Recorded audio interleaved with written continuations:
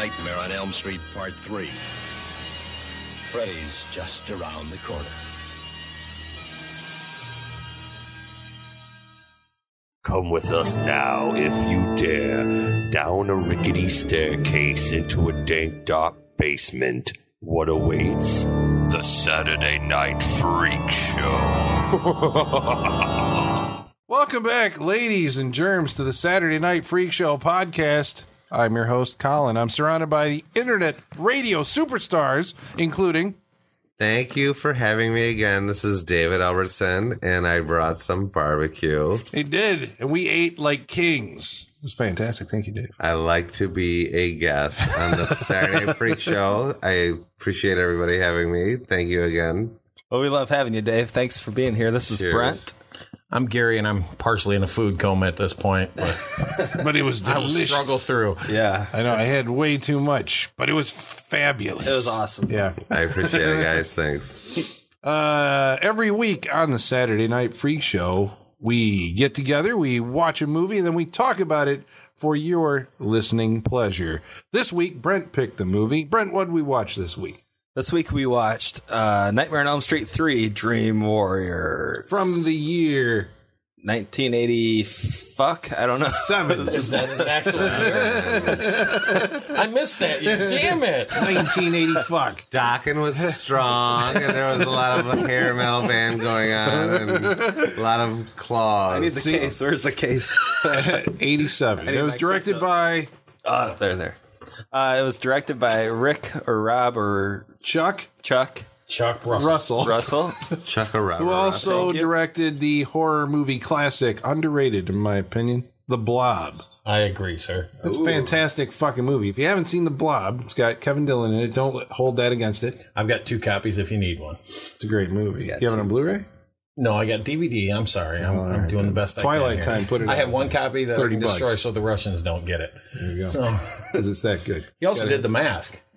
Oh, shit, Yeah. that's right. Yeah, I remembered Eraser. He did Eraser with Arnold Schwarzenegger, but he also did The Mask. The You're Jim right. Carrey mask? Or Yeah. And Scorpion King.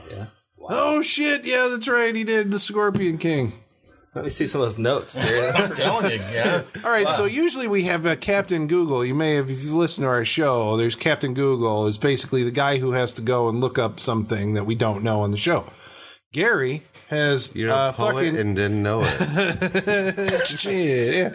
Gary's got a bunch of notes here, so I suggest we start a little game, gentlemen. At some point during the movie or during the podcast, we should just ask Gary random trivia to see if he knows the answer. Why did that have to land on me? Every time Captain you don't know Gary. the answer, you have to take a drink. Oh, well, okay, I'm in. I don't know anything. I don't even have a good trivia question to start with, but it'll come to us as we talk about A Nightmare on Elm Street 3, Dream Warriors. Starring Robert Englund. Who at this point is not credited above the title. He was by part 4 and 5 and 6. It was Robert Because, Englund well, it's in. his franchise. Yeah. Well, I mean, it is amazing that like this entire franchise is predicated on like his performance as Freddy Krueger. Like nobody else has ever. Well, okay, I was going to say nobody else has ever played Freddy Krueger, but Jackie Earle Haley did in the remake in I'll 2010. stand by your original statement. Right. Wait, that wasn't Robert Englund? And No, that was No. the New guy Nightmare? from Watchmen. Yeah, they recast him. Rorschach. Oh, Watchmen was- okay. I was thinking New Nightmare. Wasn't he you were also in talking that about. Breaking Away, that bicycle movie? Yeah, when he was younger, and he was in a great movie called Little Children. Yeah. Pretty good. Where he was a child molester, which probably is why they thought of him for Freddy Krueger. And Right. plus, he was Rorschach and he wore a hat. So it was like, that's the guy. We got to get him for. Did you say he was the kid from Bad News Bears? No, was he? He was the kid. Oh, so hold on, I'll take my Which drink. kid? The pitcher, like the badass pitcher that came in on the. He's on the dirt Oh, yeah, bike. you're right. He was. Yeah. Oh, he was in Breaking Away. He wasn't in this movie, though, was he? Not this he one. was he was no. Freddy Krueger was Freddy in Krueger the remake. remake of Nightmare on Elm gotcha, Street. gotcha, the really gotcha. bad Bad remake. remake Freddy looked like a cat. of A Nightmare on Elm Street. Bad. Well, they tried to make him look more like an actual burn victim instead of kind of the Robert Englund makeup is like a fantasy. Nightmare on Elm Street's been remade. Yeah, absolutely. Yeah, you remember when they were doing like Texas Chainsaw, they did Friday the 13th, No, Halloween, I do not and know Nightmare on Elm that. Street. Well, do us a favor and just stay away from it because it's not very any good. Because we like you and your ribs and we want you to come back. It is bad. It doesn't do anything that the first. I mean, that's the rule of a remake, right? You have to improve somehow on the original movie, and the remake restages scenes from the original and does it worse. Well, you Isn't it said almost this, word you for said word, too, at some before points? on a podcast recently that you couldn't remake certain movies. I don't think they should. And how can you they're remake about to do that? Right? Isn't it a classic? Isn't Robert Englund like Freddy Krueger? Yes. Yeah. I think so. So how do you remake? Yeah, well, they proved it. They had another guy play Freddy Krueger, and it's not the same. It's almost like the sports analogy when you got a guy that's played for a team his whole career and then spends that last year at some suck team just to get some money. It's kind of like that. You know, they should just go out as that. Yeah. Don't bring somebody else in, and that's what they do. They're about to do it with The Crow starting next year. It's going to be the remake of the original, which I don't understand, but I won't get into that now. That's fine. They're getting ready to remake it because The Crow can be anybody. Why does he have to go back to being Eric Draven? He could have been anybody else. Yeah. You don't have to do it that way, but they're going to, and it's going to. I don't even have any interest in it. But go ahead. I'm sorry. No, that's if there's one thing, this is a platform to air your complaints And derail. yeah. Well, and yeah. Well, what's your history with this movie, Brent? Why did you pick it for our Halloween? This is the Halloween. Yeah, this podcast is coming out right after around Halloween. Yeah, it'll be out on November 1st, so close enough. But to answer your question, future dweller, Colin. Growing up, I was young enough these were like the first scary movies I got into, and they were still kind of taboo. I wasn't supposed to be watching them, but at a friend's house or late at night we would catch them. And this third one always seemed to it stuck with me. I think it's one of the first times I saw boobs in a movie. Yeah. Okay, I was just going to call you. I was going to say what they say in group on the movie. Only true words spoken here. I was going to say let's call it because it was boobs. But go ahead now. You already called yourself out. Right. It was boobs, and even watching it tonight, I mean, I think Gary pointed out that they are just fantastic. They're fake. Oh yeah, they're factory add-ons. Yeah. But they're great. And Boobs are boobs. but these boobs are spectacular. Yeah. They're spectacular. Yeah. At least to the horny 13-year-old, that I think I was probably when I saw this movie. I remember. Yeah. As I would call Julie Newmar statuesque, I would call those breast-esque because those are just perfect. They're melon-esque. That's what they should be called. Yeah. They're just like perfectly round. But anyway, they're fantastic. And that's what brought us all to this movie. That was a big draw. The first one did have Nancy in the tub, which was cool, but I don't know. Didn't show anything. It was all underwater silhouette. There's side boob, but it was actually the makeup guy's girlfriend when they had to shoot a scene. That scene, it was shot in his swimming pool. Well, was Heather 18 when she made that, or I don't know, somewhere around there. She was young. Yeah, she was pretty young. Yeah. Yeah. But Nancy shows up again in this movie. So this movie basically ignores pretty much A Nightmare on Elm Street Part 2. Thank God. The Abomination. Yeah, and because every franchise has to have its weak link, and Nightmare on Elm Street 2, for all intents and purposes, I think is the weakest of the Elm Street, or the one that the fans kind of say it just doesn't feel like any of the other ones. Yeah, maybe that's why I like this third one so much, because it always seems like a sequel will try and go off and do something completely different, and then the third one brings it back to the roots. And this one does that very well. Well, the sequel, but Nightmare on Elm Street 2 doesn't try to do anything different. It tries to remake the first one. Freddy is basically the same type of boogeyman that he is in the first one. The style of the movie is very much like the first one. They're shooting in the same house that they shot in the first one. All the rules, but Nancy's not there. Well, that's what. Yeah, no. Yeah. But they're remaking. They remake the first movie with a male character instead of a female character. Yeah. But it's the same storyline. Yeah. Well, virtually. Can I ask a question? Because this one I can't remember. I was trying to think of it when we talked about 2 during the movie. Is he one of the Elm Street children, or it's just because they're in the house? They move into the house. And that's in the first one. Don't they set up that Freddy's going back and getting revenge on the children of the parents, the people that killed him. Yeah. So the second one just throws that away. Yep. And says, and he's trying. no, well, the key to the second one is he's trying to be reborn. He's taking possession and becoming physical again. Because he's a ghost, basically. He can only come at you in your dreams. So if he takes possession of this kid's body, the kid is going to become Freddy, and he'll be able to kill all the kids in the neighborhood. Because that's all that motivates Freddy. He just wants to kill people. So do you have to have a landing strip for all these horror characters to come back? I mean, didn't you guys say last week on your, or maybe it wasn't last week, but for Michael Myers, this is his house, and he's going to kill anybody and everybody that shows up, or that... It is the same thing for Freddy. Because Jason has just the woods. If you're in his woods, he's going to kill you. If Leatherface is another remake that shouldn't have been done. Right. Yeah. But this movie, so it does actually, and this is, I guess, like, in my mind, there is like a Nightmare on Elm Street trilogy, right? The other movies can kind of, they have good moments and bad moments, but overall, they're, like B movie, they're kind of in the C's, right? Because you have Nightmare on Elm Street 1, which is a goddamn classic. Then you have Nightmare on Elm Street 3, which was Dream Warriors. Also, but Wes Craven, I guess, had something to do with 1, 3, and 7, right? Seven. Oh, we're going all the way to a new 9, Nightmare? I want to say, right? Because Freddy vs. Jason would be the 9th one? Yeah. Because 7 is New Nightmare, right?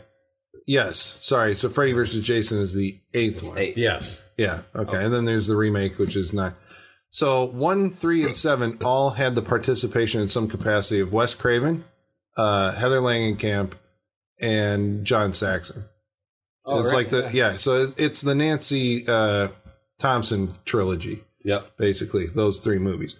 Because 4, 5, and 6 are all kind of, in their own way, like retoolings of this movie that we just watched, Dream Warriors. Like, Dream Warriors was one of those movies that, like, it's a sequel, but it changes the dynamic. I mean, it opens the whole world up, and now Freddy becomes this, like, carnival-esque character. Right. He's got the young men of horror. Yeah, he has the one-liners. He's got more screen time than he did in the first movie. He has these powers that apparently, like, that just, what? Less than 7 minutes screen time in the first movie. How much does he have in this one? I don't know. I just heard that random fact the other day. All right, you got to take a drink. You didn't know that. You got to take a drink. Hold on. Choke that down. But I don't think Freddy showed up very much in this movie till later. I mean, there was, poking through a face through a wall or whatever. But Freddy, as of a standing up character with claws out and a sweater on, I mean, it was more like a face.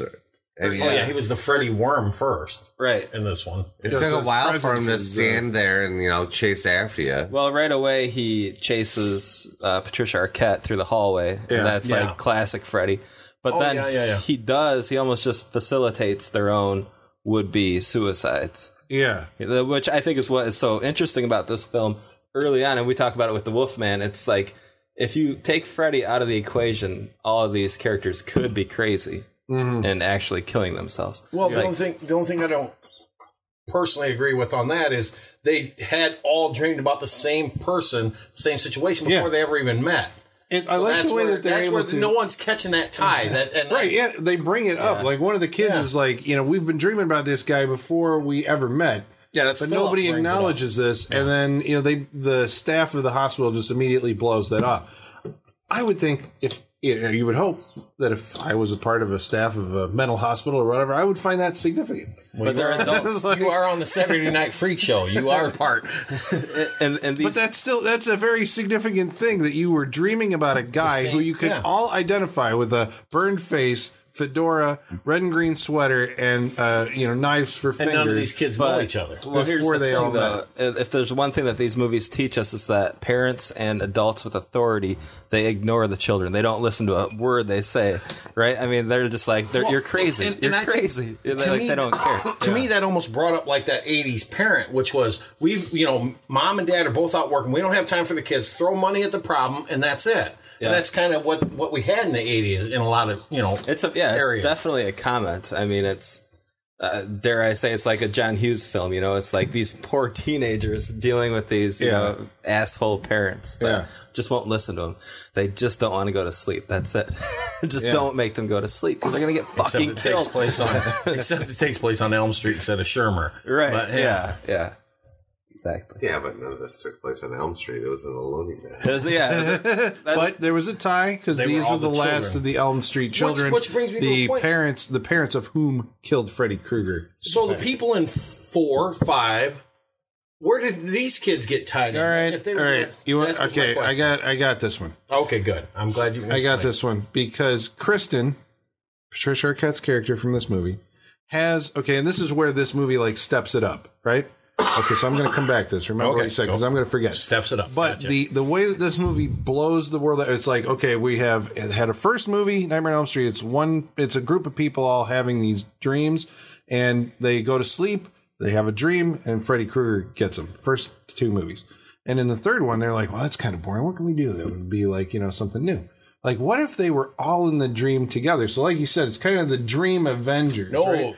I got to give credit where credit's due. Dave said it. That was Dave's line, yeah. How did you characterize it? Was it the Adventures of Elm Street or something like that? That seems strange because everybody had their superpower. I have my knives. I have my, my magical abilities. Out of my wheelchair, I have my, acrobatics, things like this. And it just seemed too fantastic. But that's not something that's in the first 2 movies. In the first 2 movies, Johnny Depp doesn't dream that he's, a superhero. He just dream. It's like in the first 2 movies, it's like the way that Freddy gets you is you're dreaming, but you don't know it. You think you're awake, and then all of a sudden it's like it twists into this nightmare. But isn't it Nancy that tells them in their dreams they can be whatever they want to be? Isn't that her that tells them that? She says you have power over... In this one, you're saying? Yes, in this one. 3. Before they didn't have that weapon, and they got took out. Except for at the end of part 1 when she's like, you're not real, this is a dream, and she turns to the door. She finds her superpower. If I don't believe you or in you, then you're not real. Okay, so Kristen in this movie has the ability, so she's the freak, right? Right. She has the ability to draw other people into her dreams. So this is where you have to make your first, I guess you already made a concession to reality that, there's a ghost killing people in their dreams, right? So there's a girl who can pull other people into her dreams, and so that's how we get the Dream Warriors. We all get to share the same dream landscape and all interact in it. After this movie, Kristen pulls some new girl that she meets at high school. That's right, because King and Joey are in the next movie. Yeah, but they get killed. Yep. And she pulls in, what is it? The redheaded girl. Yeah. Yeah. Is it Lisa or something? What's her name? Anyway, pulls her in. 4? She's the one that has the dream child eventually. Yes, in the 5th one. Yeah. In the 4th one, she pulls her in and then somehow magically transfers her dream grabbing or whatever sucking ability to this new girl, who then pulls in all of her friends in 2 more movies. Quick question. Isn't in 4, she's dating that girl's brother? Kristen is dating that girl's brother. Am I correct? Okay. Yes. Okay. All right. Now I'm moving. Yes. The complicated mythology. So then Freddy finds a new batch. We didn't watch all these movies, did we? Huh? We didn't watch all these No, movies, we just watched the Nightmare. So that's setting it up how they were able to spin this off into more and more sequels. Because, by all intents and purposes... I think it's clever that they set this up. It's like, here are the children of the people who killed Freddy Krueger. And there's only 4 of them when the movie starts. And once they are gone, then the story ends. Because then Freddy Krueger has no reason to come back. Yeah. His mission to seek vengeance is completed. True. But we know that's not possible in Hollywood. We have to have sequels. But, well, it's very interesting that they thought, or maybe these are your words, Colin, I don't know, but for them to think that the idea of a monster coming into your dreams and being able to kill you within your dreams got boring, because that template, you can use that forever.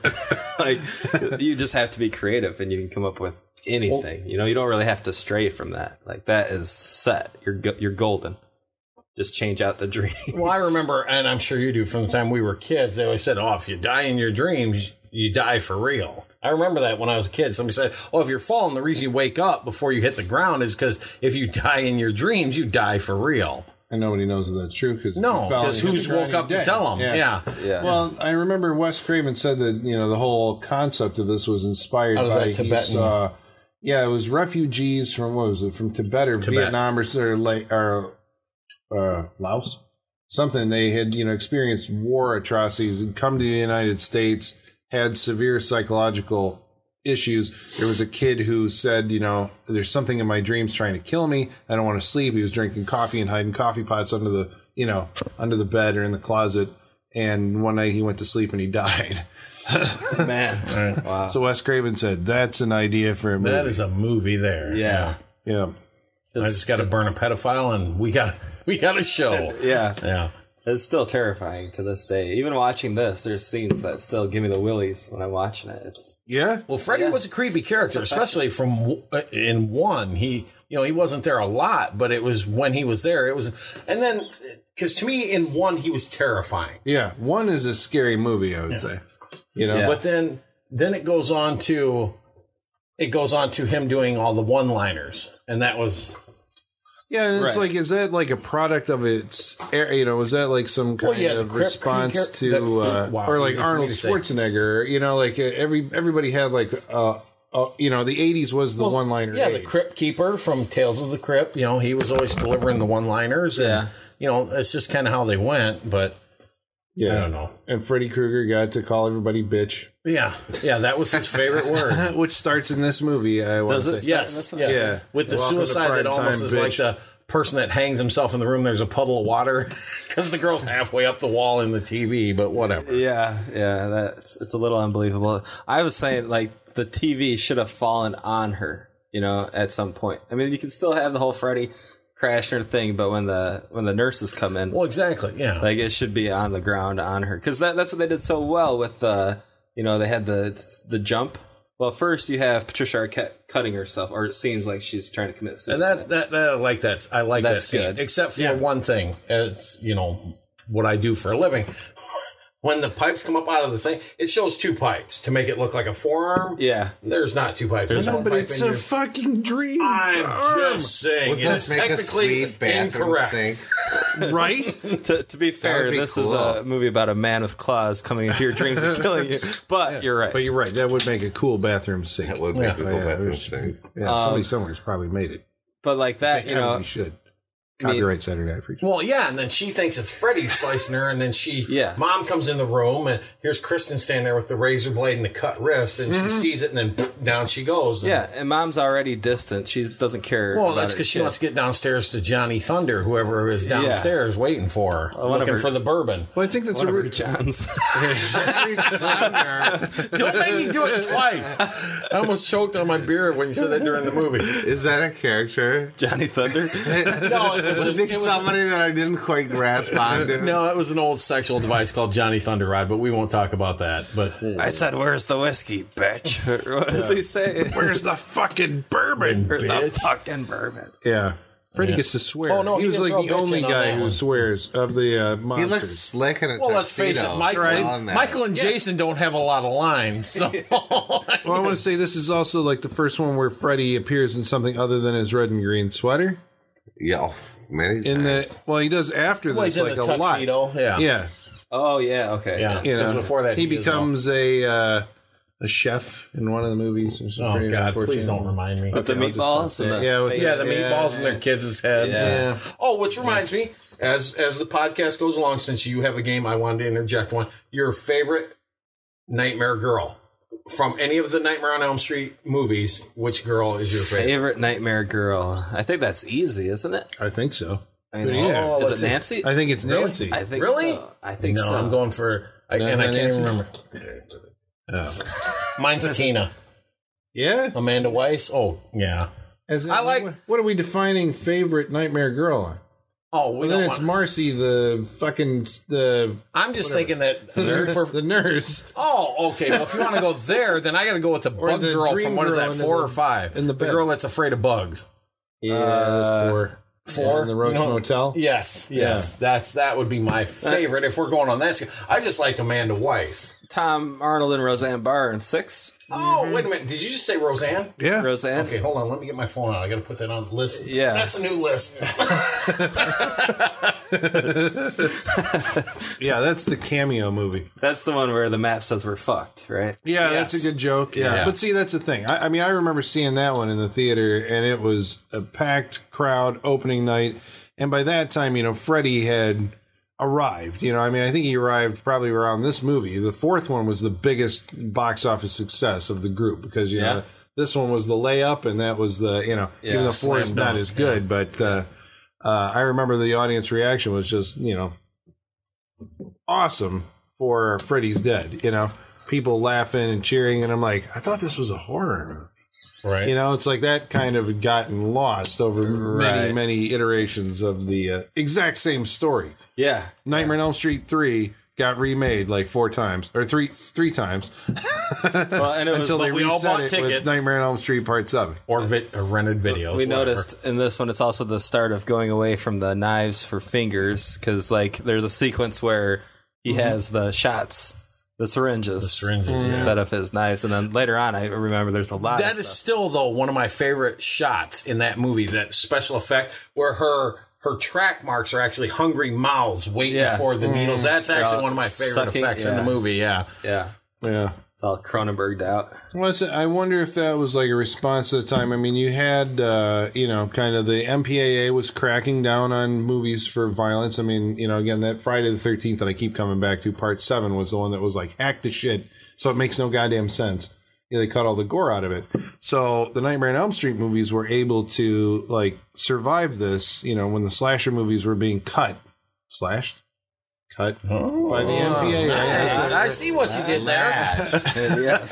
By the MPAA, they were able to get around it by getting away from the finger knives, which are the things that's terrifying about that guy. Is he's gonna? I mean, in the first movie, he cuts people with knives. He's scraping them along. It's like they lost that from the character because that was one of the things. He was always like screech. That's how you knew that he was there and all that. Well, and that's all gone. Now he's stabbing people with hypodermic needles. Well, and if you remember at that time, that was when hypodermics were washing up on the shore of New Jersey. Remember that? Yeah. All that was going on too. So that was kind of a statement I always thought when I saw it anyway. Sure. But well, the thing too is with this Nightmare on Elm Street to me is one of my favorites. It is because I love the first one, the terrifying second one. Again, we all want to forget it. But this one kind of led to where you could fight back against Freddy. The kids in the first movie were really, except for Nancy, they were unarmed. Yeah. They just got took out because they didn't know what they were dealing with. Right. And that's what I did kind of like. And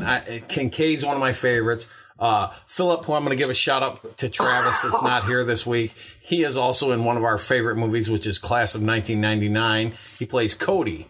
In the Class of 1999, yeah. Wait, quick. Who played the, the jerk, he's not a nurse. Is he a nurse? The guy who's the orderly? The orderly. Oh, God. He's a dirtbag in every movie. I've seen him in 100 movies. I can't remember any of them. I don't know. Take a drink. I'll take the drink. Okay. Lawrence Fishburne played 2 parts in this movie. Can you name them? Larry Fishburne and Damn Lawrence. all of you. I'll take 2 drinks because, that was it. He played Larry Fishburne and Max. And I just took 2 drinks, so there we go. He will be referred to as Larry from here on out on the podcast. Thank you very much. So what was he doing around this time? He was... Yeah, right? I mean, this is before... I mean, he was... He had. Well, he was a name, or at least something, because he had done Apocalypse Now with Francis Ford Coppola, right? Yep. And then must have been in something. I remember him showing up in this. It's like, hey, it's Larry Fishburne. And then he was in Death Wish 2. Yeah, he played one of the gang members that assaulted Charles Bronson's daughter. Yeah, I'm not disagreeing with you. Oh no, I'm just saying. And then he went on to do Deep Cover. Then he was Furious Styles. Deep Cover was after this. Well, this is when he switched from Larry to Lawrence Fishburne. And he become a serious actor. Right. What's love got to do with it? Right, because nobody's taking Larry serious. Yeah. Right. This is also the first movie appearance of Patricia Arquette. Yep. Who does an okay job in this movie, I guess, except for that scream. Yeah, that scream is kind of annoying. What did it say? Ear-piercing scream? It sounds like a girl screaming. I don't know what? if it's ear-piercing. Listening to a person scream is not supposed to be a pleasant experience, gentlemen. We were watching all those monster movies. Those are screams. Like the blood curdling. The Fay Ray kind of scream. Yeah, it's out there. Yeah, and then when you have the two of them, if you notice when they're screaming, when Philip is sleepwalking, suiciding, they're both screaming. At the first scene, you see Patricia Arquette and Jennifer Rubin are standing right next to each other. And then the second scene, Rubin's back behind. That's probably because they're driving each other nuts with those high-pitched squeals they were emitting. Yeah, that was like dolphin speak. It was high-pitched. And I love how Joey wakes everybody up he doesn't talk, so he has to let everybody know what's going on. But he leads them into his bedroom so they can watch him die instead of like leading him up the clock tower. Well, they can't because it's locked. It's locked. Which he walked through it. He tried to. Okay, so he walked through that door. Wait a second. Yeah, Philip in his dream somehow walked through a locked door. But he would have had to have physically. I'm with you on that. Yeah, you're right. Well, this movie violates a lot of. Well, first of all, okay, wait. We should still talk about the sleepwalking scene, which I think is maybe my favorite scene from the movie. It is one. Yeah, it's very visceral. It's a visceral scene. It still stands up today. I think it's pretty strong in the gore department. But this guy who likes to.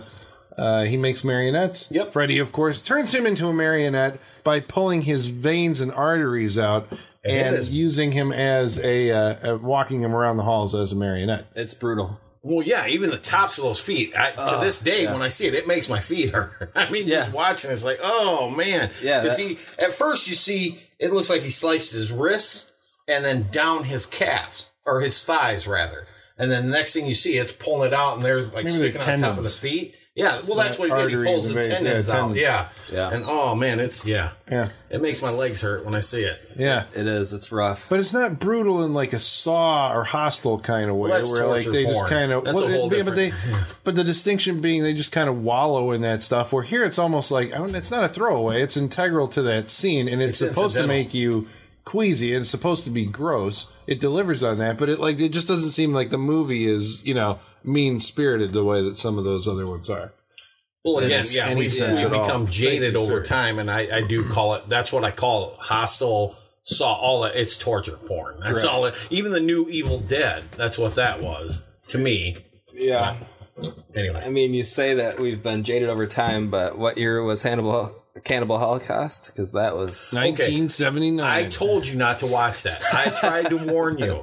I told you would never be the same. It's true. It's the roughest of the rough. I mean, you gotta watch it. Don't watch that film. I do not recommend Cannibal Holocaust. Well, Eli Roth's remaking it, right? Pretty much. Yeah, the Green Inferno. But I think that's going to be done in a better, more, we hope it'll be the better version of Cannibal Holocaust. He did Hostile, really? That is your hope? No. Well, this one will be rated R. Cannibal Holocaust could not be rated. Whatever's going to make you sleep better tonight, but no. Well, Cannibal, we're talking about Cannibal now, but Cannibal has a good story, I don't want to say message, but a good story in there. They just the way that they act it out is all wrong. I mean, it's what's the word I'm looking for? Tainted. It's tainted. It's unforgivable. Yeah, it's brutal. But by the end, you can see what they were going for thematically within the story, and I think that Eli Roth can actually do that. I think that he has the sensibility to do that. So what we're talking about is stuff that goes way over the top, and then what we did here, which is it's brutal, but it's like, oh my God, that's really cool. It's not done just for the sake of the grossness of it. It is trying to gross you out, though, isn't it? I mean, but not like the new stuff is. No, well, I don't know. I think it goes to tone. It's like here, it's a part of a larger thing that, like, the larger thing doesn't have this kind of mean spirit to it, right? Where the newer stuff is like all focused on this, and it's just going to throw like you said too. Here's a guy that likes to make marionettes. So in order to do this, we make him into a marionette. Yeah, in the grossest way possible. This is some guy that paid $10,000 now gets to chop me up like I'm veal cutlets and eat me. That's so. Therein lies the difference. Yeah. I forgot where we were going because I said we had to talk about the marionette thing before we moved on to something else, and I forgot what that was. I don't know. It was that scene. It was the way that scene made you feel. It was very. it did make you feel some of the pain of that character, I think. Yeah, no, it does. I mean, through the performance and everything, it looks like that guy's in pain. It looks uncomfortable. And it's like, ugh. Yeah, and it made me realize that I think there is, like we talk about eye trauma all the time, I think there's foot trauma. Because, I mean, it's one of those areas of your body that you can feel when someone else, you can sympathize with the pain that you see on the screen. It's like, with Evil Dead when the girl gets stabbed in the Achilles with the pencil. Yeah. Same thing. Yeah. Oh, the Achilles, that's the worst. The Achilles. Pet Cemetery. Oh, God. I remember what my point was. My point was, at that point, we're talking about the kid walking through the doors, which is something that, okay, so he's sleepwalking, right? So Freddy gets you to do stuff in your dreams that then it transfers into a living reality, like, Kristen sees her sink coming to life with razor blades and cutting her, but in actuality, she's been stumbling into the bathroom and slicing herself with a razor. She doesn't remember this. She remembers the dream. Freddy's trying to do it, right? Right. So that's the rules that we've set up. But in this scene, and many more after this, and the whole series in general, I think, starts to break its own rules. Yeah. How did Philip get through the fire doors to get up to jump off the top of the tower? He couldn't have done it, right? But somehow, because he was dreaming, he was able to pass through the doors. I can see doing that in your dream, but there's a physical reality there that the movie's like, well, I don't pay any attention to that. We got to get these people up, otherwise we don't have a movie. We got to get them up the tower. Yeah. There's a couple other times when it breaks its own rules. Well, that's the same thing with Primetime Bitch. I mean, the fact that she is, like Gary says, she could never actually shove her head through that TV at that height. What are you talking about? I could do it. That's like one of those little tiny trampolines at that point. Yeah, dive up there and then smash your head right into the TV. Yes. And hang there. I think you could do it. How you get rid of the trampoline, though? A magician could figure it out. I'm telling you. That's what I said. Murder. Call Chris Angel. Murder. Well, but then they classified it as suicide. Yeah. Yeah. Who investigated that? Larry? No, well, it sure wasn't Hannibal from CSI Miami because, he'd have figured out that wasn't Horatio. That's it. I always want to say Hannibal because that sounds better. Well, there's a later scene in the movie so actually we should mention that Craig Wasson from Body Double, which is on this podcast, and you should go check that episode out. He stars as, I don't know if it's like this is an ensemble cast, but he's one of the lead players as a doctor who's helping Nancy, who's a grad student now working with troubled kids. Well, I think she's after her experience in the first movie. Yeah. Okay, so this is her first job in the real world, working at an asylum, helping kids who have the same kind of problems that she had when she was younger. And then, oh my God, it is Freddy Krueger. I thought he was gone. Bam, that whole thing. But I think that she seeks this place out. Like, she's done her research, and she goes here because she knows that these kids. Yeah, because she shows up at the hospital. She's not surprised. She finishes the nursery rhyme. Yeah, but the ghost of Freddy Krueger's mom, or the ghost of. No, spoiler alert. We're talking about Nancy, but she does show up at that point also. Yeah, but Nancy is like, I don't know. I didn't get that impression. I got that she went into this field, right? She went into sleep to deal with studies. Her own demons? To deal with her own demons, because she's still dealing with the loss of her mom. Her dad, we find out in the movie when he shows up, kind of, which is a surprise, I guess, if you weren't paying attention to the credits. It's like, hey, it's her fucking dad in this movie, too. But, he's become like an alcoholic and lost all, credibility that he had because of what happened to Freddy Krueger. Yeah. Shot a beer and a Marlboro. Yeah, so she's dealing with that. She goes to this place in her hometown. It is still Springwood, so she still knows everybody. Then finds out that these kids are dealing, and then it's like, oh my God, I thought I beat him. But these kids are still dealing with him. That means he's still around, and now, Can I call one point of BS on this? Shoot. Okay, so it is still Springwood. Nobody knows that Nancy went through all that crap. All of her friends died and all this, and she just gets a job at the local mental hospital. I'm just saying, that was one point that is BS to me. Always has been. You're saying she would have been in the paper. Well, somebody would have known her history, at least, I would think, in this town, because it is still her hometown. It's convenient. You go away to school, but that doesn't mean that people are going to forget all your friends died. You're acting like this didn't happen. Oh, it happened. It happened. I know a cousin that lives in that town. No. Where is Springwood located in the continental United States? I'm just taking my drink. I don't know. All right. It's Ohio. Did you not see Nightmare on Elm Street Part 6? Well, all right. Yeah. It's in Ohio. Yeah. Springwood, Ohio. All the best serial killers come from the Midwest. That's revealed. That's true. There's a map at the beginning of Freddy's Dead that shows where it is. Wow. There you go. Okay. Anyway, my point where it breaks the rules is so like most ghost movies, the way that you have to get rid of Freddy Krueger is find his remains and bury them, because he was never buried in hallowed ground. That's why his spirit is roaming the earth. So he's a ghost. This is like a classic ghost. Where was he buried again? He wasn't. But where did they hide him? Well, they hid him in a junkyard. In a what? In a Cadillac. You brought that up. I was proud of you. You remembered the Cadillac. The Cadillac. Yeah. Yeah. Okay. But at this moment, they're like, okay, so Nancy's dad and the doctor go out to bury the bones in a grave and consecrate it, right? Right.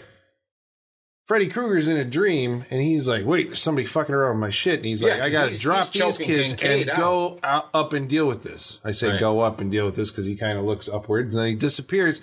And then the movie breaks its own reality, because it's been established in the other movies that Freddy Krueger is only vulnerable if you can pull him out of the dream, right? Or if you're in a dream.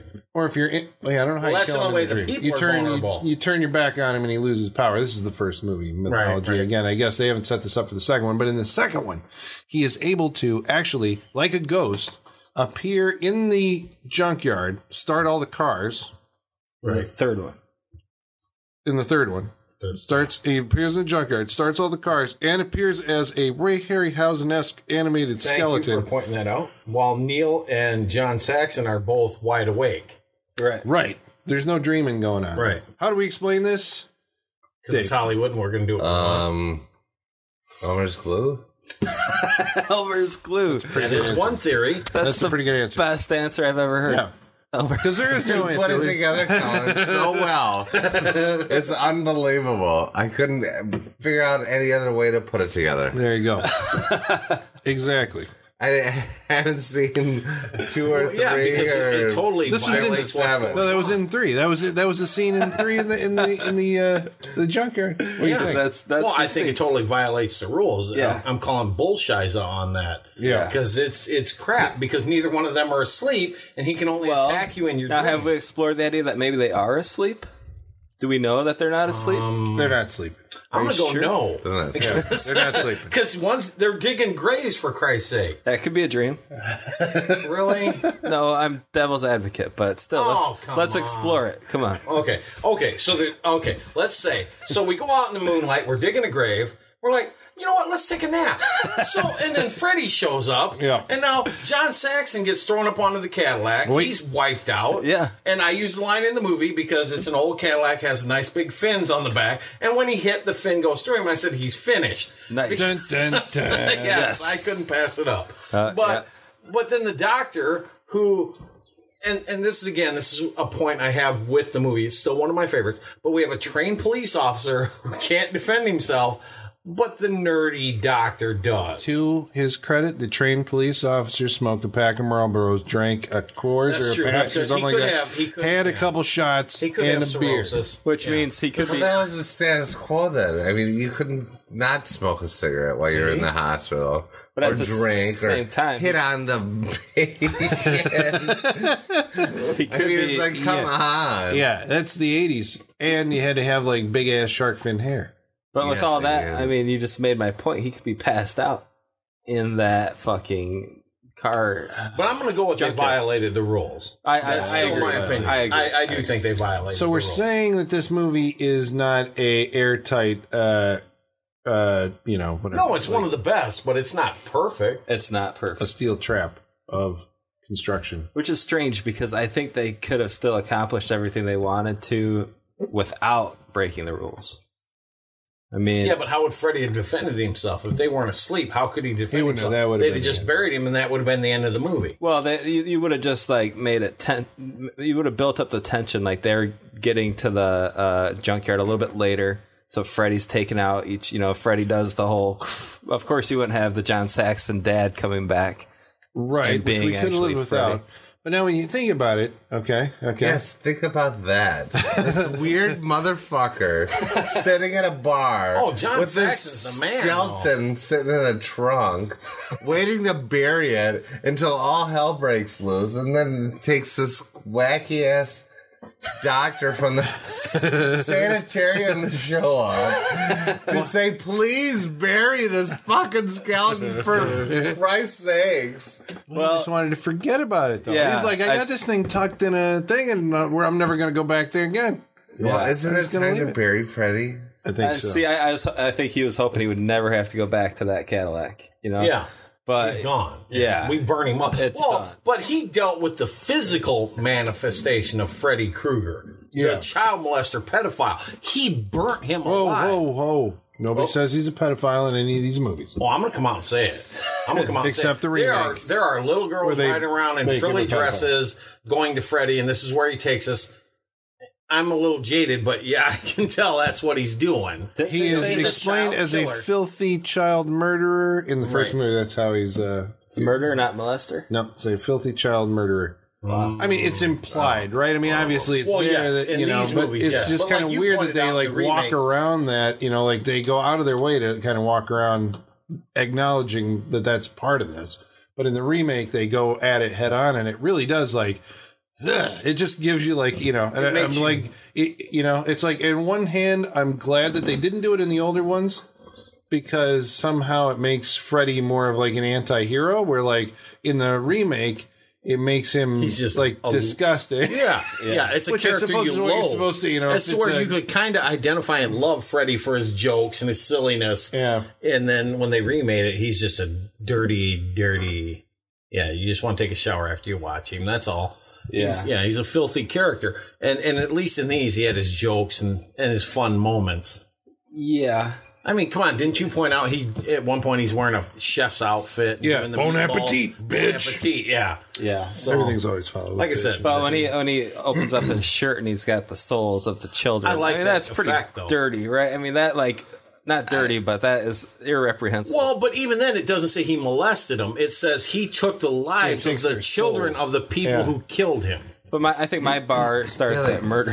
It's just jump into the new generation. Don't set your bar that low. It's like, you know, it's the idea that he's a soul eater or something. It's the souls are feeding him power.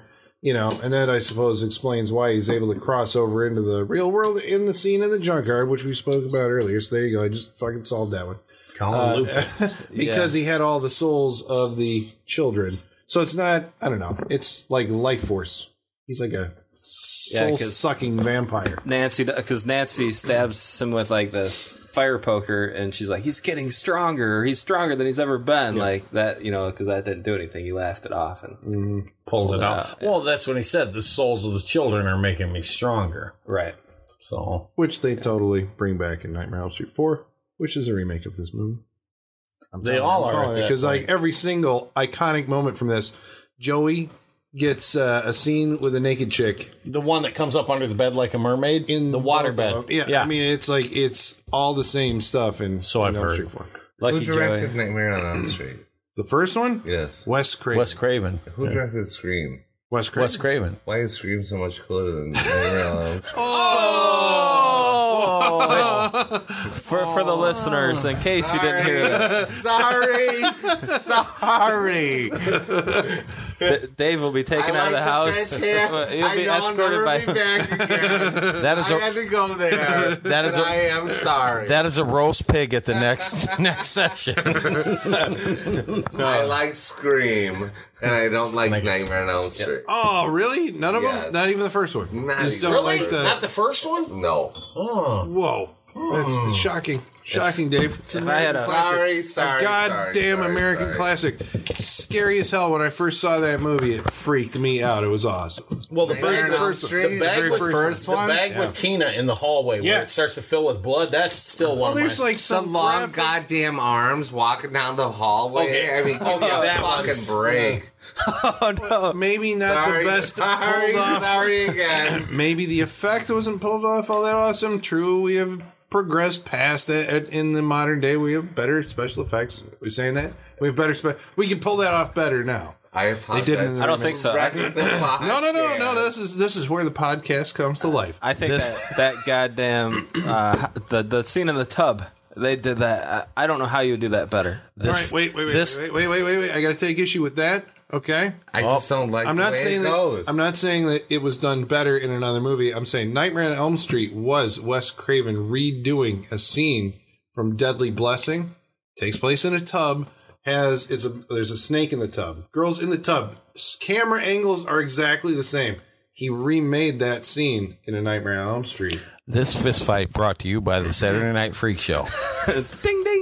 I'm just saying that was a remake of a scene that he had done earlier in his career. So he had directed that film too? Yeah. Oh, okay. He made that movie, and that was like a test run. I'm cool with that because he perfected it. Well, but it is that scene, like you said. Here you got Heather Langenkamp, this innocent little girl, not little girl, but teenage girl, and then you got that glove coming up, and it indicates the violation of her. Right. I don't want to say virginity. But that's always innocence. Implied, right? I mean, I guess because we're saying because they don't overtly say that he is a child molester, right? He's always using psychosexual means to attack his victims. He's always she's in the tub, and between her legs, his hand comes out. Patricia Arquette is devoured by a very phallic-looking, Freddy head. Well, people are getting tied up with tongues, that are flapping around, being impaled on tongues. There's the lure of topless women, Well, and let's face it, stabbing, even from Halloween on to this, stabbing is that penetration. It's that symbolism of penetration. Mm-hmm. So, yeah, I mean, that ties in with it as well. How many times does Freddy attack someone in a bathroom? I'm just saying. In a bathroom? I know at least two scenes. Well, the bathroom is the room in the house where you assume that you are the safest because things go on there that, Is that 5 when the shower fills up? Yeah. That's a good one. Okay. I forgot to throw my favorite. I didn't get my quite favorite. I said Tina, but I forgot. It's Monica Keena. Monica Keena. From Freddy vs. Jason. The little blonde, doughy-eyed girl. She's my favorite nightmare girl. I forgot. I said Tina, Amanda Weiss, but I was wrong. Mm-hmm. So I will take a drink for that just because I was wrong on that one. Fair enough. Nightmare on Elm Street is a goddamn classic, Dave. I know. I goddamn know, pal. That sounds like... Well, wait, I have some trivia on this also, because it just so happens that for no good goddamn reason, Brent and I were looking up the films of Wes Craven, his entire filmography, adjusted for inflation to find out where they all fit in. Scream has made something like $137 million. A Nightmare on Elm Street has made how much you think, Gary? I'm gonna say $450 million. Take a drink. 38 million. Really? Yes, adjusted for today's dollars. It was $38 million. I'm going to take a drink. I feel bad 50. About it, but I'm going to do it. Might be $50 million, but whatever. It was shockingly low. For that movie's popularity. I wouldn't have thought so because I remember at the time because it was out when I was going to the theaters. Everybody loved it, and that's all they were talking about. So, but I guess adjusted dollars. Well, I think you had A Nightmare on Elm Street. Again, I guess we're talking about the franchise or the first movie in this series. Was a slasher movie, right? All these slasher movies came out. Nightmare on Elm Street? The first one, yeah. There was all these fantastic kind of slasher movie. Well, but that's what made it. It was a slasher that could attack you in your dreams. But that's what made it different. I mean, it's you had so many fucking slashers in the 80s. The fact that they came up with something that was he wasn't hockey mask wearing. Okay, that's a bad example, but any one of the other. I hate those hockey masks. They gross me out. Oh, that's my favorite. I never want to see those again. Well, the Friday the 13th, or just slasher movies in general. I hate Friday the 13th movies. And I really like me out. Well, no. He's saying they creep him out. That means they're working. That's good. I'll give you points for that. Okay. It's not that he's going Friday the 13th. They're just, without merit. Well, Jason's that great white shark. He's like Michael. Michael and Jason are great white sharks. They have no dialogue. They just come to kill. That's what they do. They're both the same guy. But I think most of the, basically you change the mask and they act exactly the same. All of these slasher movies that came out in the 80s until Freddy Krueger were basically knockoffs of, it's the silent assassin who is mentally retarded, who shows up, and kills you. Which was in 100 movies in the 70s. But Freddy Krueger wasn't. But I think the template of the movie is we're going to make a slasher movie. What's our hook? Our hook is he comes to you in dreams, and our origin story is that basically he's a ghost. Yeah. That's new, right? I mean, that's a new thing that made this character in this franchise a huge fucking deal. Wait a minute, was Bad Dreams before this or after? After. Okay. And how is that connected to this movie, Gary? Bad Dreams is connected because it was Jennifer Rubin, who played Taryn, was in Bad Dreams. Oh, hooray for Captain Google! Yay! Well, you don't have to take a drink. That's why I was answering them all wrong. But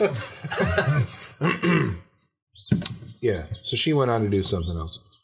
All right, we should probably. We're getting kind of. Anybody else have anything else to say about A Nightmare on Elm Street before mailbag and wrap ups? Did we talk about the origin story? This is the first time you get the origin story from the nun. No, we haven't. But yeah, you're right. Should we? Sure. Real quick, yeah. I mean, spoilers. Well, everybody's seen this movie by now. And if you haven't, you probably... Like I said, I was sitting there, saying the lines of dialogue along with it. Right. How long has it been since you've seen this, Dave? Which word? This Nightmare on Elm Street 3. Oh, I've seen it 100 times, but I haven't seen it in 10 years. Yeah. Well, you were even singing the video at the end, too, I think, a little... Oh, yeah. You were word I'm for very word. familiar with this. He's seen it a couple times. I know it the inside of my own. At least he wasn't air guitaring while he was doing docking, but just real quick. I mean, early on we see this nun walking the grounds of the insane asylum, and later on we find out that is actually Freddy's. At the very end of the movie, you find out that that's Freddy's mom, but she tells our main character the story of how Freddy was born and the horror that she saw or Freddy's mom saw and had to deal with, and that's kind of they're trying to explain why Freddy is the way that he is. Yeah, but I think that's what you have to do in a sequel, right? Right. He's the bastard son of 1,000 million.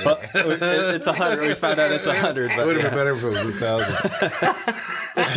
But that's awesome, right? The bastard son of 100 maniacs. Yeah. I mean, that's. So she got locked in this bell tower because they used to apparently keep patients up there, the loonies here at the hospital. She got locked up there over Christmas break one year, and she was raped 100 times, or apparently, And one of those gave thousands. Thousands.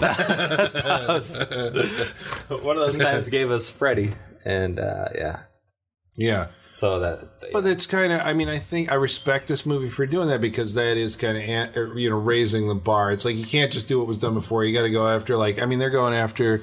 We're opening up the world. We're bringing more people into it, and we're expanding on this mythology of Freddy. Right. In a way that the second movie didn't have the imagination to do. Right. All right. Time for mailbag. First, coming from, let's see, I said, hey, comment on, if you want to be heard on the Saturday Night Freak Show, go to our Facebook page. It's facebook.com/Saturday Night Freak Show. Every Thursday, we post a little blurb about what we're watching that coming week. You write us a comment, we'll read it on the air. First of all, we've got a comment from Andrew Kalbfuss, who says he's watching Nightmare on Elm Street Part 3 and playing Dokken at full blast. Andrew, you are my hero. Which we should have mentioned the docking connection, because I didn't get this when I was a Dokken fan, right? Obviously. When I was a kid. But when this came out on video, for some reason there was a rights issue. So if you saw this on, I want to say maybe DVD, maybe not. If you saw it on VHS, the song that Kristen plays at the beginning of the movie is not what you hear in the theatrical cut. In the theatrical cut and on Blu-ray, and I think on DVD, it's Dokken's Into the Fire, which was already, that was one of their singles. Yeah. So that was out. They changed that in the VHS versions. I just noticed, tonight, actually, after seeing this movie a fucking 100 times, right? Just noticed that the first time we see Taryn, 1,000 times. when we first see Taryn, she's wearing a Dokken t-shirt. Dokken did the song Dream Warriors for the theme for this movie, and did a music video that's pretty popular because it was on the original tape. I mean, like, the tie-in with this song and this group was huge at the time. Let me ask you this. On the VHS version, is it still a Dokken song? It's just not Into the Fire? No, it's not. It's not. There's no lyrics. It's like a similar sounding rocky kind of sound. Insert anonymous group A. Yeah. But it has guitars and it's tuned to sound kind of like Hey that. the Tiger. No, it's some generic thing. I don't know. I don't know. Well, Andrew's got me thinking, what if you were to play Freddy 3 on mute and have the Dokken album going? Would they sync up? No. Can we do a Dark Side of the Rainbow? No, they don't. Have you guys done it? Yes. Okay. Nick Hammond, longtime listener, frequent contributor, and sometimes podcast guest, says, Freddy is my number one guy right here, bitch. See what he did there? Yeah, we see it. Yeah, got it. bitch. Good. I remember the Nightmare movies being one of my first horror loves growing up, and the Dream Warriors is my second favorite behind the first. Well, I think that's pretty much the way that it goes. That's why I'm going. Yeah. Nightmare movies are an annual marathon in the house, and just started introducing my older son to the Freddy craze. Hopefully he's 17 years old because those films are rated R, Nick. No, come on, don't do that. We didn't watch them when we were 17. Well, I mean, I don't know. Well, you might have been. Well, no, I definitely saw them when I was young, but like I think that now that I'm older, I'm like, I don't know if I would show them to a. Well, not the first one. The first one's pretty rough. The first one's pretty brutal. The first one's brutal. Yeah. Long-time listener, frequent contributor, Dom Cree writes, question, what are your favorite written for film music tracks? Wait, personally, he says, I can't remember all of this movie, but the Dokken track is one of the highlights for me. Everybody's saying Dokken, Dokken, Dokken. Dokken and Dream Warriors are like cabbage and... I have two. But I haven't got it. Kibbles and bits? Red beans and rice. Red beans and rice. Okay. Whatever that went. My two are Queen from Flash Gordon. Please no one sing it. And then second is Fastway from Trick or Treat. Those are my two favorites. Oh, yeah. I'm going all Huey Lewis in the News and Back to the Future. All right, Dave, what do we got? Favorite song written for a movie? For a movie? For a movie. Was specifically recorded for that movie soundtrack. See what it is, man. I thought we were going with one group that did a soundtrack. No, not the whole soundtrack. It said to be, he says, favorite written for film music track. Mine is He's Back, The Man Behind the Mask by Alice Cooper for Friday the 13th, Part 6. Then under those parameters, I have to go Never Surrender, White Lion from The Wraith. Was that written for that movie? Yes. Well, I was using that movie. Sir. Yeah, I think it was made. That's whatever. I'll take a drink. Whatever. I don't have one. All right, then. And that's Nick, our friend from Australia. That was Dom. Dom. Why do I... Nick was the first one. Yeah, okay. Dom, a couple of sessions ago, we did Trick or Treat, and you had mentioned Aerobicide. I sat through that movie today just for you because we do appreciate our fans. And that movie has the highest escalating body count I think I have ever seen in a horror movie. And yet people are still doing their aerobics in the gym. 15 people are dead. They're hauling them out like, bales of corn. And yet here are people still doing aerobics. So good call, Nick. That was a fun movie. Dom. Dom. Why do I keep saying Nick? This is a psycho killer on the loose in aerobics. And Psycho Killer, but their main weapon is a big, giant laundry bag safety pin. That's what they're stabbing people to death with. Well, you got to have something. Yes, he had finger knives. We can't all have finger knives. Right. What year is this? I want to say it was 86 or 87. Yeah. Well, I found it. I just happened, after we had done the show, I just happened to be flipping through a horror playlist on YouTube. And this guy has 471 horror movies, and one of them is the illustrious Aerobicide or Killer Workout. Oh, well, there you go. Don't say we never did nothing for you, Dom. I think that's Gary. You took one for the team. So. Oh well, I enjoyed. Well, enjoyed. No, I did enjoy the body count because I'm like, oh my god, they're not closing down this gym. You know, why are these cops so incompetent? They're literally the coroner is there hauling out a body. 2 guys get killed 2 seconds after he hauls, and he's back. And he's like, here's another one. I'm like, why are we not shutting down this gym? But go ahead. I'm sorry. It was the 80s. Yeah, It was I the guess 80s. Yeah, there we go. got to get our workout on. Yeah. And now we have to do wrap-ups on The Nightmare on Elm Street Part 3. Gary, that means you're up. Okay. This is, again, like we had mentioned, behind number 1, this is my favorite of the movies because it gave the characters a chance to fight back against Freddy. I do think, and it also explains some of Freddy's origin. The kids in the first movie, they just were ill-prepared except for Nancy, Johnny Depp and Amanda Weiss, Tina, they just got taken out, and Rod in the jail cell. They really didn't stand a chance against him. She figured it out. She kind of brought it to life. And then in this movie, as you said, the Dream Avengers came along, and they all kind of had their superpowers, and they could fight back. Some of them good, some of them not so good. And in the end, only 2 or 3 made it out. But it is good. I like the special effects in this movie. Like we were talking about, the marionette scene is still one of the most visceral scenes for me. It does kind of, when I see this guy's feet sliced open, and we're not talking about a little cut. We're talking about wide open. It looks like chunks of meat have been dug out of his feet. It makes my feet hurt when I look at that thing. It bothers me. Yeah. So, I mean, good for them in that aspect. Some of the scenes to me, and I know they're not Ray Harryhausen, but that's what they reminded me of. The skeleton in the graveyard, the marionette. That's, they were just really cool scenes. Patricia Arquette, other than that shrill scream, she was a cool character. I did like her quite a bit because she tied it together to where she could bring them into her dreams. And as Colin pointed out, then that gave us the bridge to the next movie.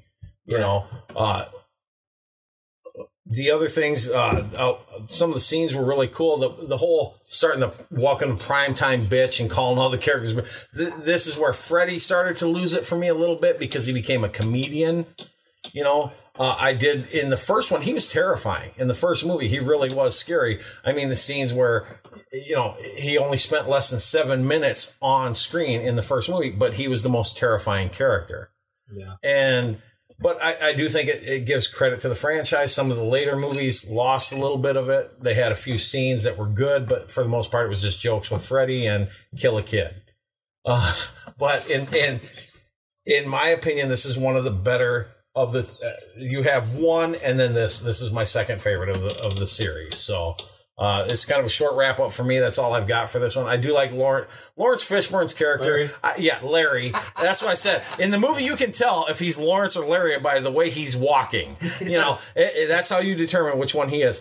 He was good in the movie. I'm trying to think. How do you pronounce his name? Sagas. He played Kincaid. He went on to play one of my favorite characters in a movie called Rosewood. He was Big Baby. And, I know a lot of people are like, what? What movie is that? But check it out. Rosewood is a good movie. The kid that played, what was his name? Joey. Rodney Eastman. He was also in the remake of I Spit on Your Grave. Really? Yes. I haven't seen that. He was in Mobsters, Flight of Black Angel, and Chopping Mall. He was in all of those. And if you're a child of the 80s, you remember Chopping Mall. I remember Chopping Mall. Yep, see? And then the other thing or was it Killbots? The girl that played Taryn, Jennifer Rubin, she was also in The Crush. Oh, yeah.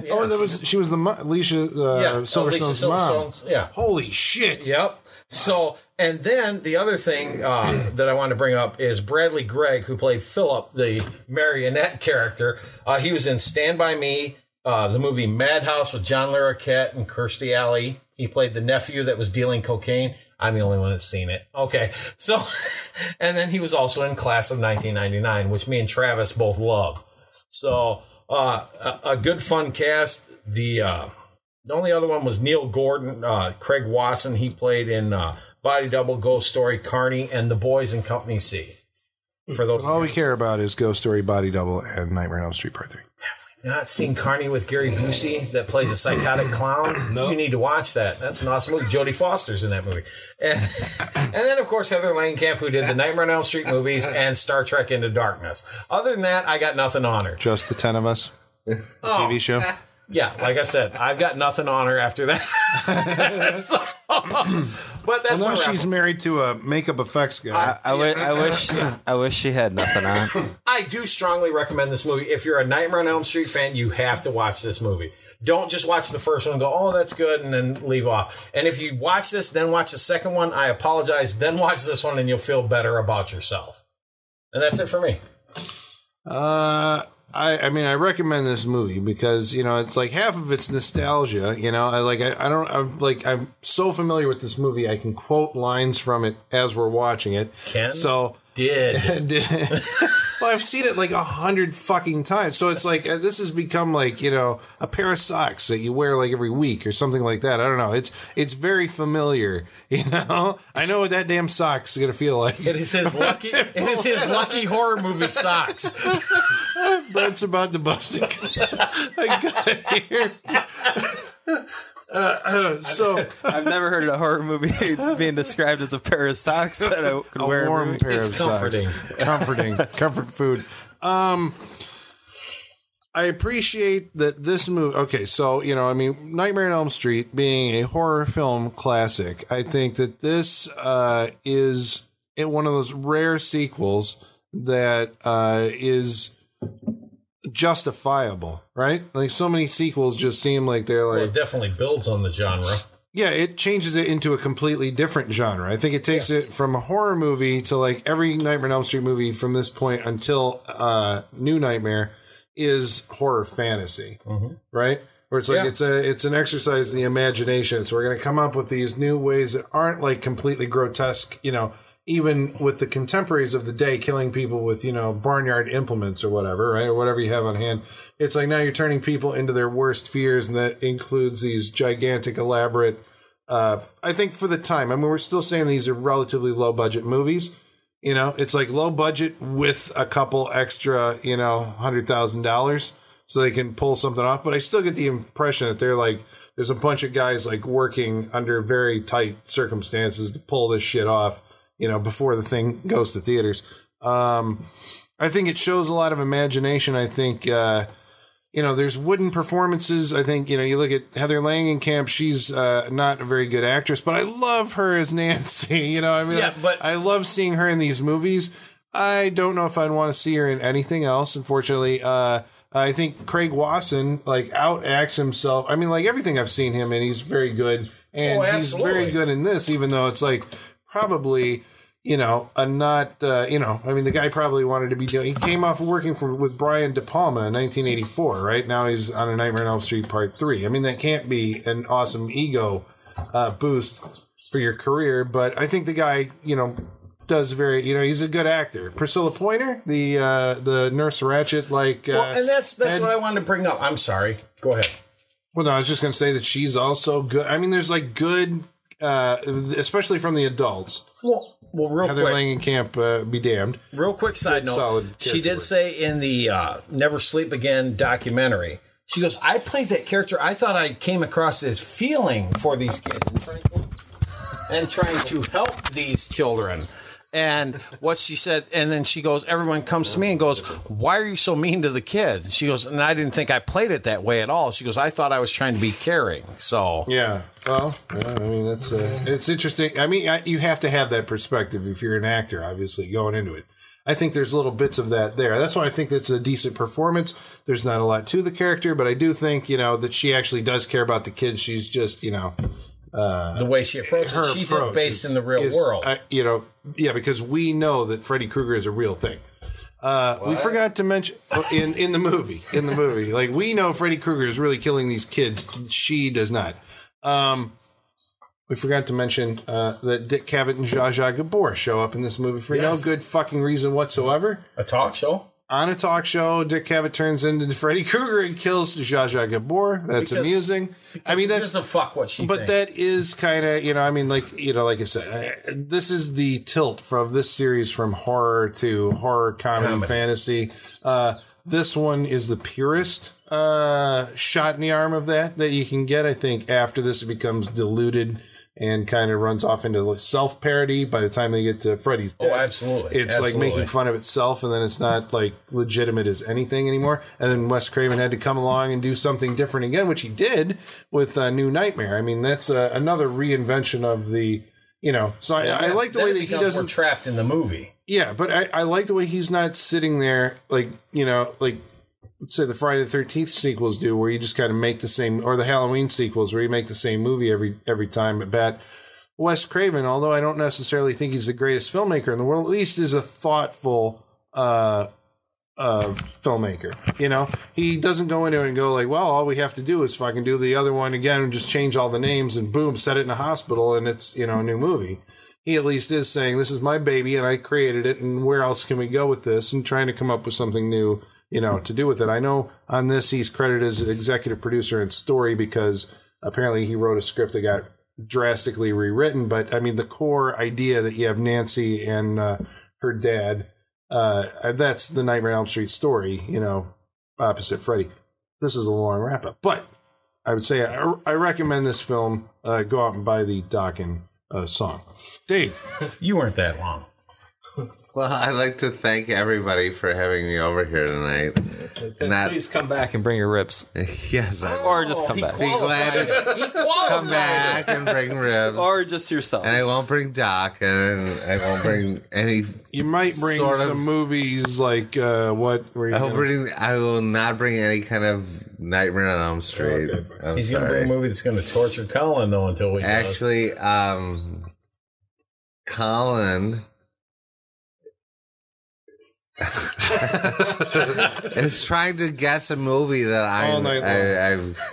I've stumped him with. Yeah, you got me. It's almost like Stump the Colin. All right, so here we go. We'll throw it out to you guys on Facebook. No, you can help me out. Who can stump? Why not? Facebook. Okay, then we'll just wait. That wasn't a rule, though. That wasn't a rule. Right, I can't look it up on the IMDb. So here are the hints that I have, and somebody's just going to go, "Well, Jesus Christ, you idiot! It's this movie. It stars River Phoenix. Please phrase it that way. It stars, I believe, Tracy Ullman, William Hurt, and Keanu Reeves has a scene in it, and it's from the early 90s, I'm assuming. And a comedy. And it's a comedy. It's one of the funniest movies ever. I can't remember what the hell this movie is. And Dave, I have sworn to Dave that I will not look this up on the IMDb. So you, Saturday Night Freak Show listener, can get a hold of us on Facebook and tell me what this movie is. Thank you very much. Bam. God damn you, Colin Clark. Right to hell for doing that. I appreciate being a guest on the Saturday Night Freak Show with everybody. I loved cooking, and it was fun bullshitting. Awesome. Cheers. What'd you think of Nightmare on Elm Street 3? I thought it was a horrible movie. Oh, I don't think they can hear that. I think we're okay. I'm going to just pretend like that didn't happen. Oh, it happened. I heard it. I can't erase it. I'm sorry. I thought it was terrible. You've seen it 100 times. Why'd you see it? Terrible. But why would you watch a movie you hate 100 times? Same reason you pull that Band-Aid off. Because we had to put it in when we were working. Oh. It was an R-rated movie. We wouldn't show stuff like that in a video store that we both might have worked at, which shall remain nameless. So, to the listeners, there's a little bit of backstory here. Colin and Dave used to work at a nameless video store, and apparently they watched a lot of R-rated movies. Which may or may not have been located on a station. We're finding out this out now. Sorry it wasn't your pick, but I just thought it was a horrible movie. That's all right. If I had a pillow full of soap out, no. If I had a nickel for every time I heard that, I'd be in the Bahamas. And there's nothing I could say that was good about it. I mean, Nothing? One thing?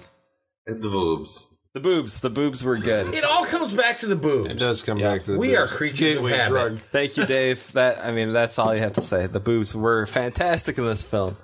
And I think that that's one of the reasons why I like this film. I mean, as early on, I'm sure I didn't see this at the theaters because I was 7 years old, but I saw it in the early ages, early preteens. What am I trying to say here? Preteens, I saw this film, right? And I don't know if we went in order, but we got our hands on whatever Nightmare movie we get our hands on, we did.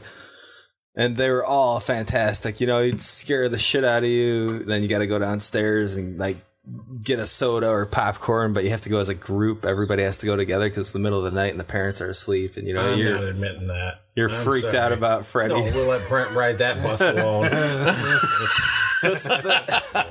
Because I was 28 at the time.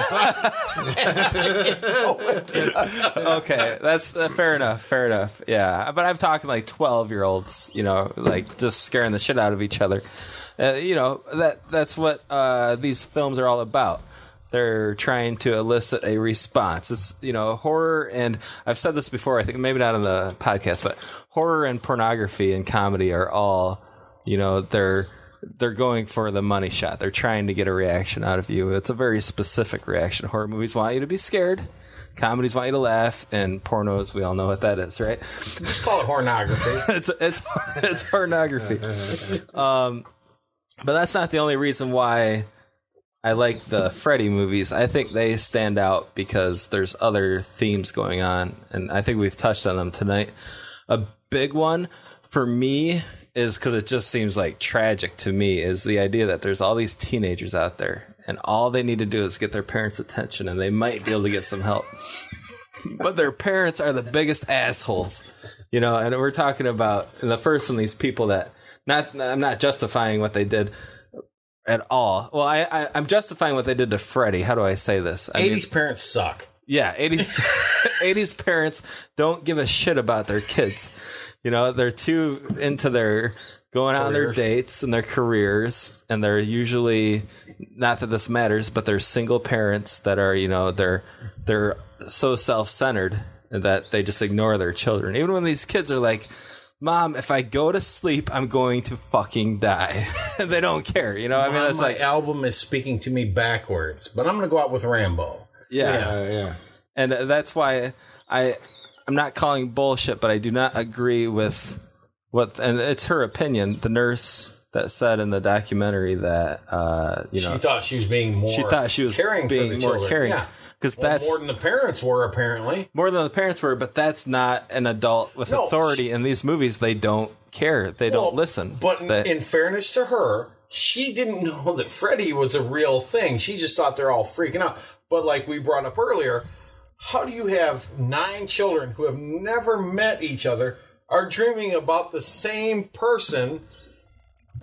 And that's a coincidence. Well, I don't even think that she has let that sink into her. Like, even if they say that to her, she just writes it off. She never. Well, she said it's guilt and parent. What was it? Guilt and something else. She said that so that they would be group guilt dreaming or Basically, it's you're committing sins, so suffer for your sins. You're having bad dreams because you're sinful. Is how it came across anyway. Yeah. But yeah, I mean, anyhow, I always like that. I mean, even in the first one, to the point where her dad, you know, and I guess in the first one, it's more like they don't want to talk about it because they know what they did to Freddy. Right. And now that their daughter knows what was going on, like, how do you know that? How do you know that we burned this child murderer, you know? Yeah. So he's just, denial it's a powerful thing. But throughout the films since, it seems like they've taken that, like, especially this one, Patricia Arquette's mom is just awful. Like, you know, I mean, there's no redeeming quality about her. So when she eventually gets her head ripped off by Freddy, it's pretty great. And she's still like yelling at, you know, what's her name? Patricia? Kristen. She's still yelling at Kristen, and it's great.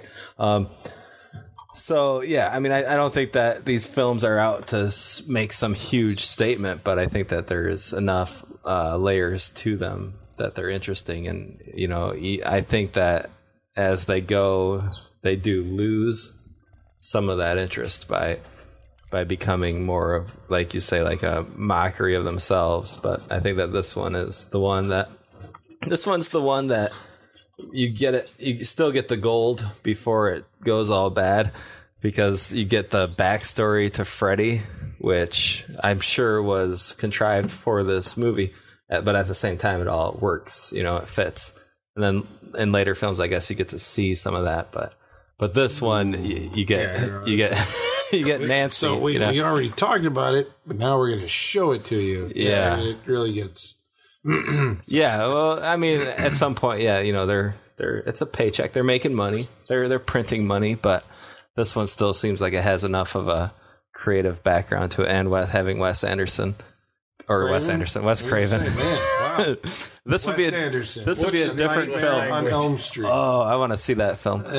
But also, watching this one, It's I like also Inception with Freddy there. yeah, I would like to see that movie. I would like to see Nightmare on Elm Street for Inception mashup. That would be awesome. So I recommend this film. Watch it. Watch all of them. Yeah. Sorry about 2. In a marathon. We're all sorry about 2. We're all sorry about 2. I mean, this is the thing. Like, all these movies are critic proof. There's really nothing that we can say that you've already seen it, right? or if you're watching one of them, you're going to watch them all. So, it's kind of, yeah. Oh, you just put it down. I'm sorry. So that's it for Nightmare on Elm Street Part 3. You can find all of our past episodes on iTunes, Stitcher Radio, Podbay, Castroller, TuneIn Radio, and Player FM. And catch us on Facebook.com/Saturday Night Freak Show, where you can, like I said, leave a comment. We will read it on the air. Next week, it's my pick. And I'm going to pick Nightbreed, the director's cut, which is like a long time coming. Apparently, this thing is has never been seen until now. The movie was released 1990, put together in the way the director intended it, 2014. We're going to watch it next week on the Saturday Night Freak Show podcast. And until then, welcome to Primetime, bitch.